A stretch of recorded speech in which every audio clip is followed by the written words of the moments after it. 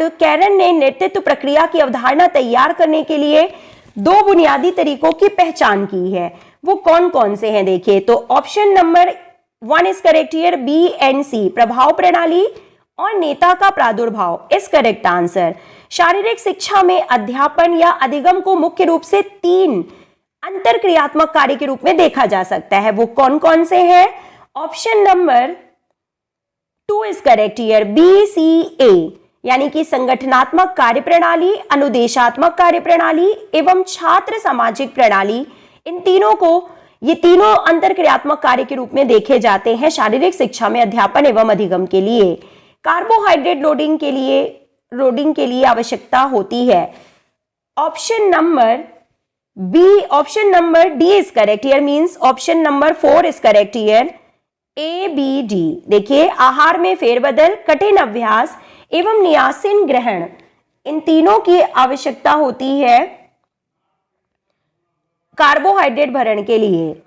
Let's move to next question now. Sorry, A B और D की आवश्यकता होती है, आहार में फेरबदल, कठिन अभ्यास एवं भूखमरी, इन तीनों की आवश्यकता होती है।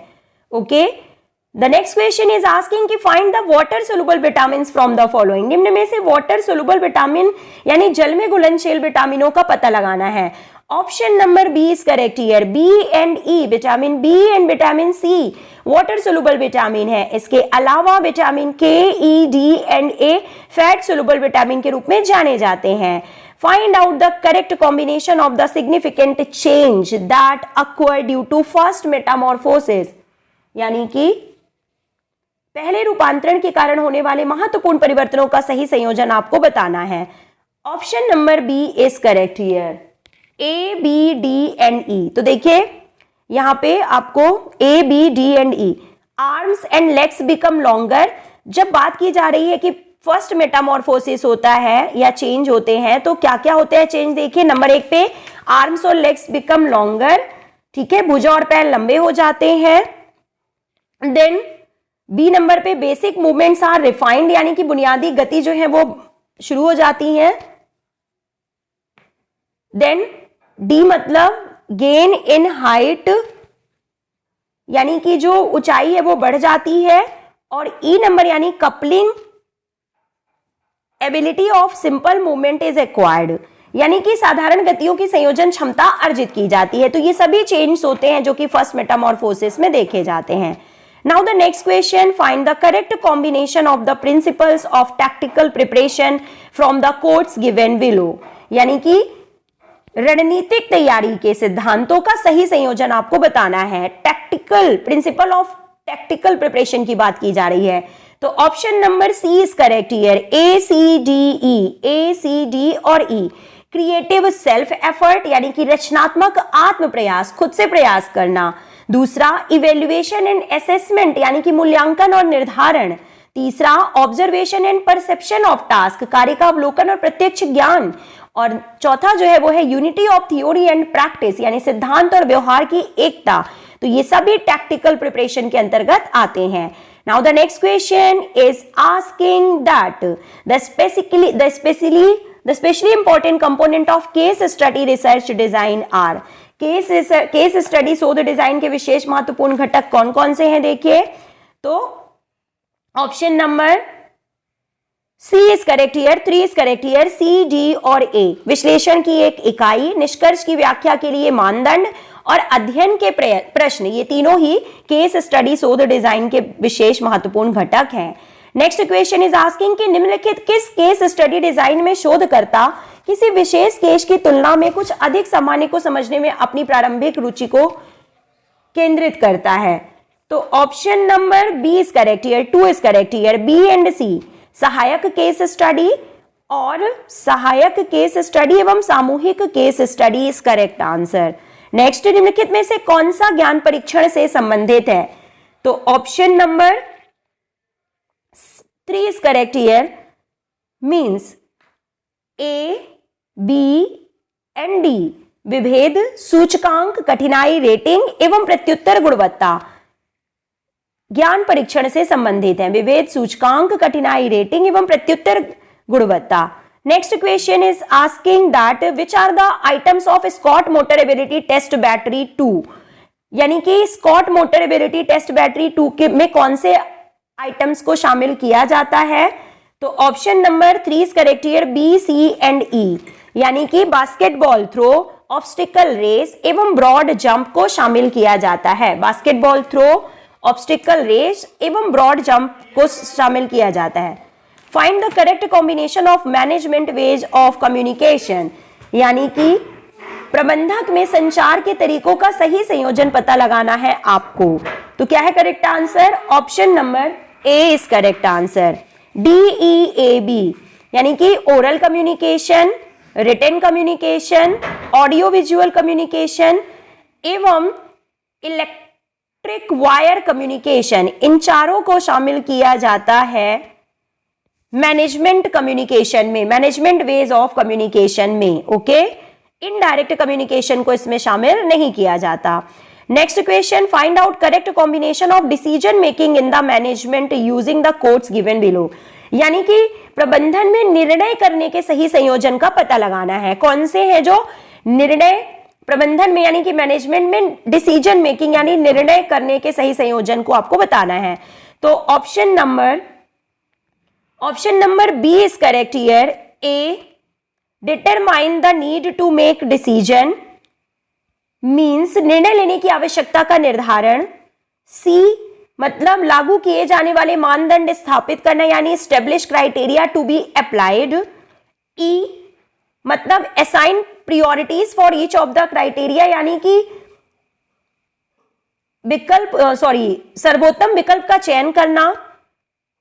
डी, मतलब लिस्ट अल्टरनेटिव चॉइस का मतलब है सर्वोत्तम विकल्प का चयन करना।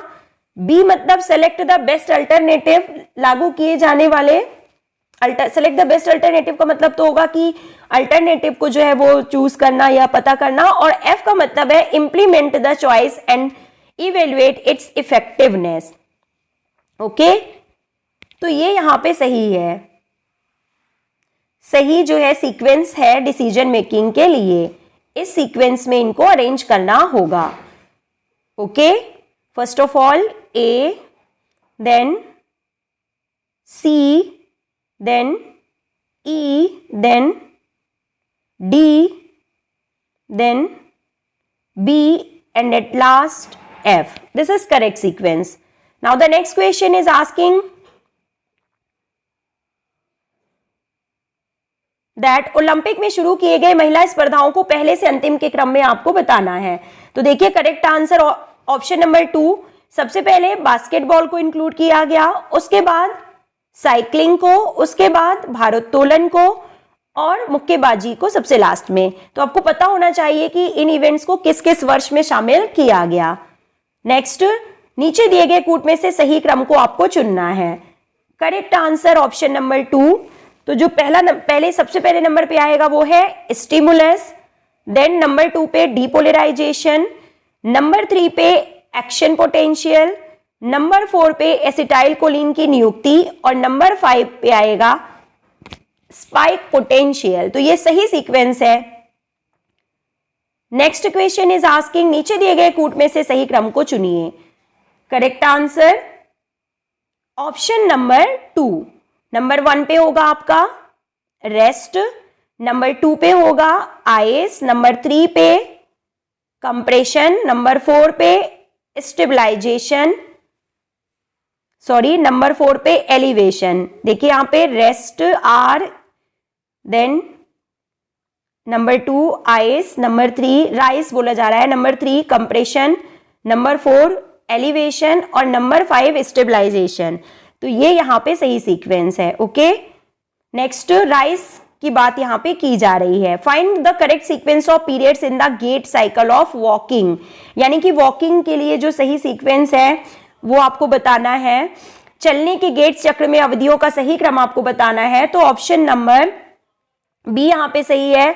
सबसे पहले आपका आएगा इनिशियल कांटेक्ट, नंबर 2 पे आपका आएगा लोडिंग रिस्पॉन्स, नंबर 3 पे आएगा मिड स्टांस, नंबर 4 पे होगा टर्मिनल स्टांस, नंबर 5 पे होगा प्री स्विंग, नंबर 6 पे होगा इनिशियल स्विंग, नंबर 7 पे होगा मिड स्विंग और नंबर 8 पे होगा टर्मिनल स्विंग। तो ये सही सीक्वेंस है चलने के गेट चक्र में अवधियों के। ओके, नेक्स्ट क्वेश्चन, यदि एक व्यक्ति शरीर रचना मुद्रा में खड़ा है तो विभिन्न जोड़ के निम्नलिखित सुस्पष्ट सतहों को शरीर में ऊपर से नीचे की ओर के क्रम में व्यवस्थित करना है।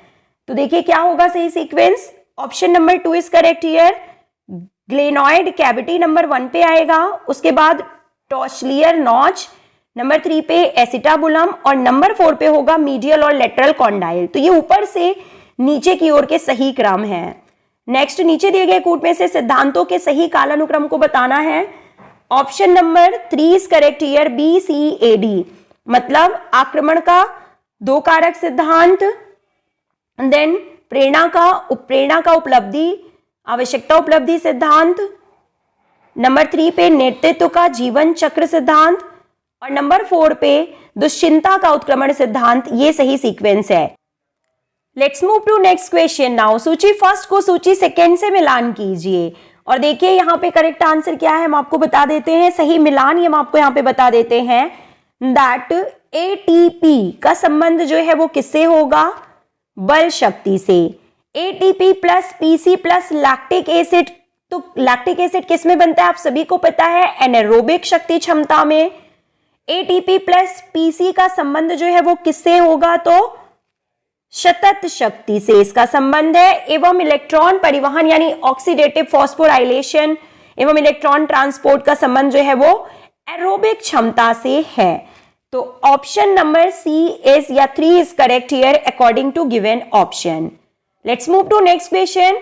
सही सूची का मिलान करना है। देखिए सूची फर्स्ट को सूची सेकेंड से मिलान करना है। बहुत ही महत्वपूर्ण प्रश्न है, कई परीक्षाओं में पूछा जा चुका है। Metenolone are known as anabolic steroids या एनाबोलिक एजेंट के रूप में इन्हें जाना जाता है। कोरियोनिक गोनेडोट्रोपिन का संबंध जो है वो पेप्टाइड हार्मोन से है। सॉल्ब्यूटोमॉल बीटा 2 एगोनिस्ट की श्रेणी में आते हैं एवं डेस्मोप्रेसिन डायूरेटिक्स की श्रेणी में आते हैं। तो दिए हुए विकल्प के अनुसार ऑप्शन नंबर 4 यहां पे बिल्कुल सही है।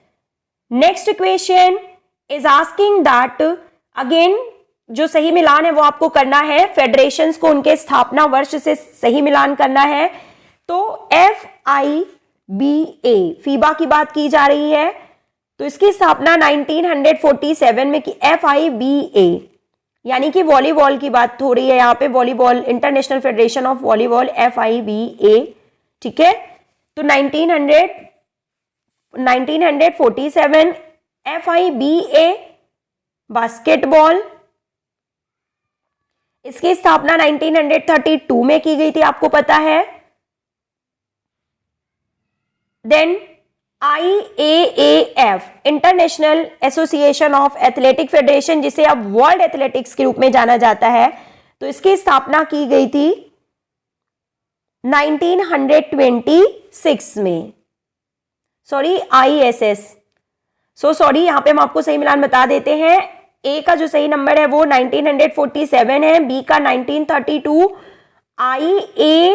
ISAF यहाँ पे लिखा हुआ है जो कि 1907 इसका सही ऑप्शन है। और ITTF जो है यानी टेबल टेनिस फेडरेशन की स्थापना 1926 में की गई थी। तो ये यहाँ पे सही मिलान है, option number A is correct here. Now next question, again सही मिलान से संबंधित प्रश्न यहाँ पे पूछा गया है और देखिए क्या होगा सही मिलान। विश्व ट्रॉफी विजेता कौन है, तो श्रीमती Birgitta Karvinen is correct answer. Asia Japan महिला टेनिस फेडरेशन, अफ्रीका सुश्री लाइन एने और यूरोप सुश्री एनरुला वुस्लिन is correct answer. Okay, option number C is correct here. Now the next question is asking, again सूची फर्स्ट को सूची second से मिलान करना है। तो अध्यापन पेशा अवसर जो है वो क्या है, इसका सही मिलान जो है वो होगा अपनाई गई शारीरिक शिक्षा। कोचिंग पेशा अवसर क्या है, तो वाणिज्यिक स्पोर्ट्स क्लब। फिटनेस और स्वास्थ्य से संबंधित पेशा अवसर क्या है, तो हेल्थ क्लब। और खेलकूद प्रबंधन पेशा अवसर क्या है, तो एथलेटिक प्रशासन इज करेक्ट आंसर। तो ऑप्शन नंबर 1 यहाँ पे बिल्कुल सही है। ओके, मूव करते हैं हम नेक्स्ट क्वेश्चन की ओर, and it is asking that, ये देखिए ये एक इंपॉर्टेंट क्वेश्चन है कि सील क्रॉल का संबंध किससे है। सील क्रॉल तो ग्लोवर शारीरिक स्वास्थ्यता परीक्षण से इसका संबंध है। बेबी हर्डल्स न्यूटन गामक योग्यता परीक्षण है। Agility tyre run perceptual motor obstacle course है। और टनल क्रॉल का संबंध जो है वो फिशर मोटर प्रदर्शन परीक्षण से है। Option number D is correct here. Now next question, again match the following से रिलेटेड क्वेश्चन है। वैज्ञानिक कदाचार का संबंध प्रतिबंध से है। वैज्ञानिक गलतियों का संबंध स्पष्ट से है। गैर प्रकाशन आंकड़े का संबंध फर्जी आंकड़े से है। और साहित्यिक चोरी का संबंध उपचारात्मक कार्यकलाप से है। Option number 3 is correct here. Now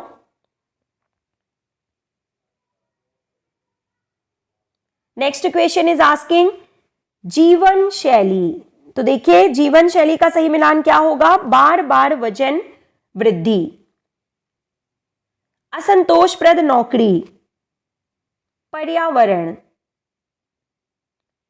प्रशिक्षण में प्रमुख त्रुटियां, एक ही प्रकार के प्रशिक्षण साधनों का अत्यधिक प्रयोग, और कायिक कार्यात्मक लक्षण यानी कि नाड़ी स्पंदन का धीमी गति से सामान्य होना। Option number 1 is correct here. Now the last question of the series is on the screen. ये हमारा आज का लास्ट क्वेश्चन है और इसका सही मिलान जो है वो हम आपको बता देते हैं।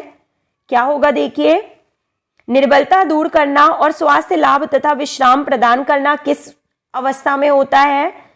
तो मध्यवर्ती मध्य चक्र का लक्षण है, या ये जो है मेन फंक्शन होता है।